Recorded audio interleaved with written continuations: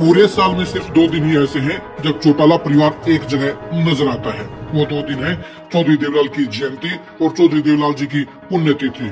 इस बार भी 6 अप्रैल को दिल्ली में चौटाला परिवार नजर आया। इस अवसर पर दोनों ही परिवार के सदस्य एक जगह एक सामने के नीचे बैठे जरूर थे, लेकिन दोनों की नजरें नहीं मिल रही थी। यानी मजबूरी में दोनों को चौधरी देवलाल को श्रद्धांजलि देने के लिए दिल्ली में उनकी समाधि पर आना तो जरूर पड़ा, लेकिन दोनों ही परिवारों के सदस्यों के बीच में गहरी खाई नजर आ रही थी। अब सवाल ये उठता है कि दोनों परिवार आज की तारीख में कहाँ खड़े हैं। दोनों परिवार चौधरी देवलाल की सियासत के उत्तराधिकारी अपने आप को घोषित करते हैं, लेकिन दोनों ही परिवारों की पार्टियां आज की तारीख में गर्दिश के दौर से गुजर रही हैं। ऐसे में सवाल ये उठता है कि चौधरी देवलाल की समाधि पर इस बार दोनों परिवार कहां पर खड़े थे, दोनों परिवारों का क्या भविष्य है, दोनों परिवारों का क्या समीकरण है और दोनों परिवारों के बारे में लाखों वर्कर और शुभचिंतक क्या सोचते हैं। नमस्कार, मैं हूं कुलदीप सुरान।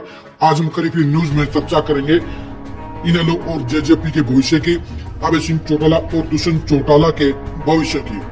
आज की तारीख में देवीलाल परिवार की दोनों पार्टियां इनेलो और जेजेपी संघर्ष के दौर से गुजर रही हैं। बेशक से अभय सिंह चौटाला के 2 विधायक हैं, उनके बेटे अर्जुन चौटाला रानिया से विधायक हैं और चचेरे भाई आदित्य चौटाला वो डबवाली से विधायक हैं। लेकिन ये भी कड़ी सच्चाई है कि बीजेपी की मेहरबानी से ही दोनों विधायक बने हैं। अगर रानिया में रणजीत सिंह बीजेपी के प्रत्याशी होते तो फिर अर्जुन चौटाला के लिए चुनाव जीतना नामुमकिन होता। इसी तरह डबवाली में भी अगर आदित्य चौटाला बीजेपी से इनेलो में नहीं आते तो वो सीट इनेलो के लिए जीतना मुमकिन नहीं था। खुद अभय सिंह चौटाला भी इलाहाबाद का चुनाव हार गए हैं। ऐसे में उनके परिवार की इनेलो पार्टी के लिए सुखद भविष्य नजर नहीं आता है। चौधरी ओम प्रकाश चौटाला की विदाई के बाद अब अभय सिंह चौटाला इनेलो के राष्ट्रीय अध्यक्ष बन गए हैं। ऐसे में उनके कंधों के ऊपर बड़ी जिम्मेदारी आ गई है। वैसे तो 2018 के बाद से देवीलाल परिवार की ये पार्टी अपने वजूद को बचाने के लिए अभय सिंह चौटाला की अगुवाई में लगातार कोशिश कर रही है। बेशक से ओम प्रकाश चौटाला राष्ट्रीय अध्यक्ष थे, लेकिन 2018 से पार्टी का हर फैसला अभय सिंह चौटाला लेते आए हैं। अभय सिंह चौटाला चाहते हैं कि इनेलो पुराने दौर में आए, इनेलो पहले की तरह मजबूत हो, इनेलो बीजेपी और कांग्रेस के बराबर की टक्कर की पार्टी बने। लेकिन हालात ऐसे हैं कि परिवार के विभाजन के बाद इनेलो के लिए कोई सुखद भविष्य नजर नहीं आता है।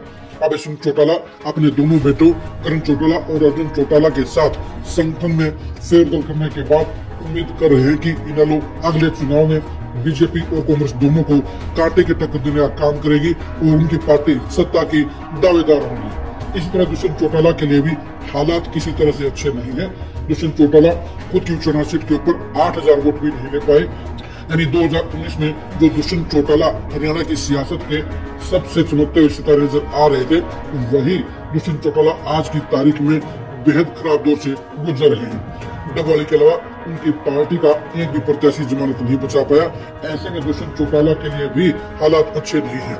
आगे की चर्चा से पहले दिल्ली में चौधरी देवलाल की समाधि पर इकट्ठे हुए चौटाला परिवार के श्रद्धांजलि के इन फोटो को आप जरा गौर से देखिए।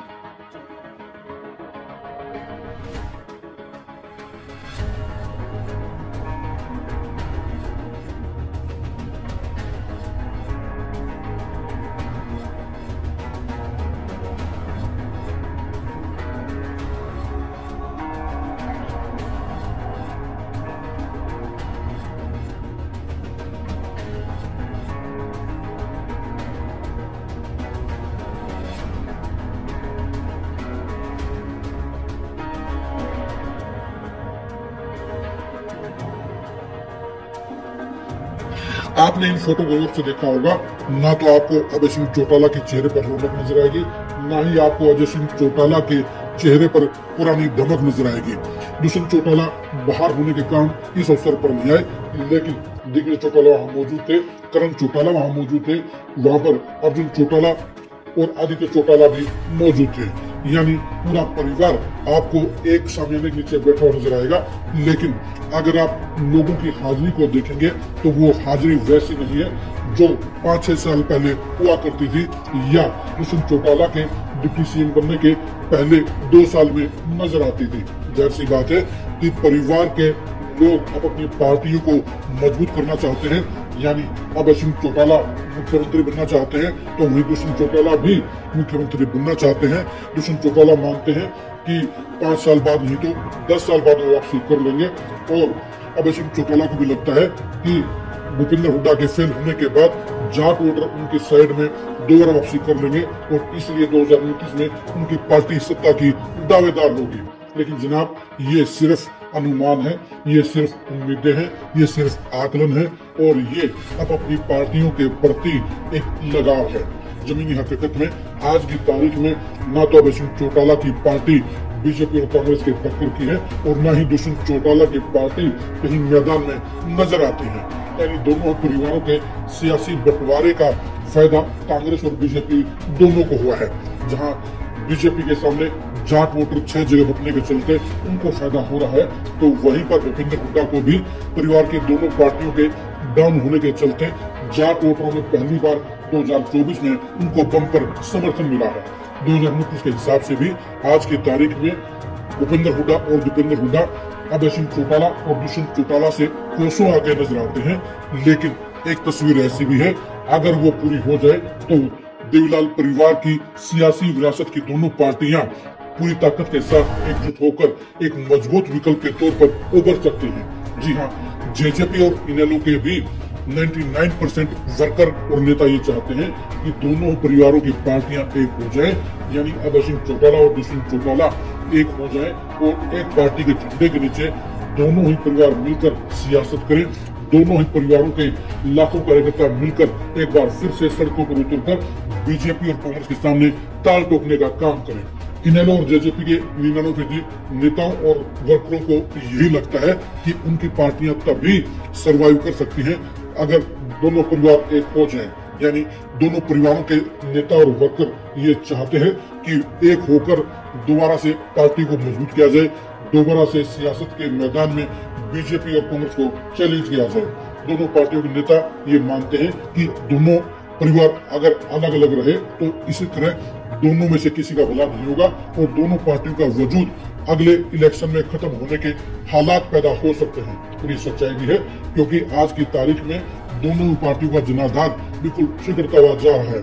बेशक से अभय सिंह चौटाला को ये लगता हो कि उनको 5.5% वोट मिल गए हैं, लेकिन ये हालात के वोट थे और इनमें कई मजबूत प्रत्याशियों का भी योगदान था, चाहे वो सुन्ना सातरोर हो, चाहे वो सुरेंद्र लाठर हो और इसी तरह बाकी के प्रत्याशी भी, चाहे दिलबाग सिंह हो, चाहे वो रामपाल माजरा हो, चाहे शेर सिंह बिरशामी हो, उन्होंने अपने बलबूते पर ही ये वोट लेने का काम किया था। यानी पार्टी मजबूत है, लेकिन इनेलो के पास 10-15 चेहरे अभी भी ऐसे हैं जो पूरे प्रदेश में उसके वजूद को बनाए हुए हैं। लेकिन दुष्यंत चौटाला के पास तो इतने चेहरे भी नहीं है।